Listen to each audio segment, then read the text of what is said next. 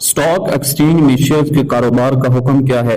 क्या stock exchange से हासिल होने वाला मुनाफा ये जायज़ है या स्टॉक एक्सचेंज से हासिल होने वाला मुनाफा ये नाजायज़ है? स्टॉक एक्सचेंज में शेयर्स का कारोबार चंद शराइत के साथ जायज़ है।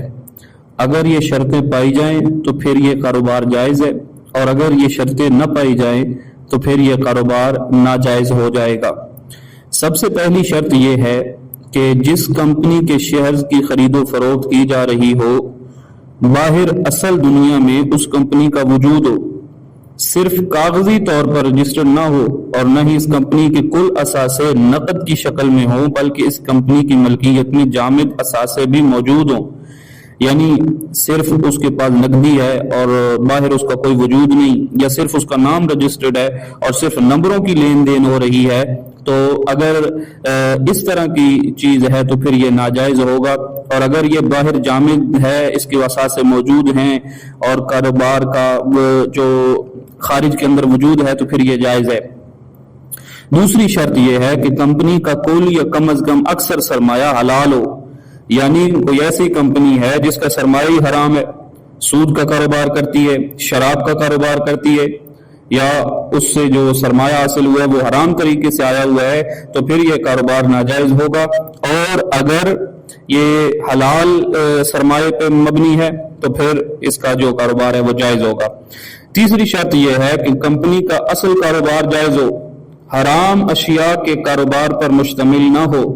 यानी कंपनी जो है उसका असल कारोबार क्या है ये भी देखना पड़ेगा, क्या वो हलाल चीजों का कारोबार करती है या हराम चीजों का कारोबार करती है। अगर उसका कारोबार हलाल चीजों पे मुश्तमिल है तो फिर ये जायज है, और अगर हराम चीजों का कारोबार है तो फिर नाजायज है। चौथी शर्त, शेयर्स की खरीदो फरोख्त में खरीदो फरोख्त की तमाम शराइत की पाबंदी हो। अगर उन शराइतों को पाबंदी न की जाएगी तो फिर यह जायज नहीं होगा। नंबर 5, हासिल शुदा मुनाफा कुल का कुल शेयर होल्डर्स में तकसीम किया जाता हो, एहतियाती रिजर्व के तौर पर नफा का कुछ हिस्सा महफूज न किया जाता हो। यानी जो नफा हासिल हुआ है वो तमाम शेयर होल्डर्स के दरमियान उनके हिस्सों के बगैर तकसीम कर दिया जाए, उनमें से कुछ को रोक न लिया जाए। नंबर 6, शेयर्स की खरीदो फरोख्त के दौरान बिलवास्ता या बिला वास्ता सूद और जुबे के किसी मुआहदे का हिस्सा बनने से एहतराज किया जाए।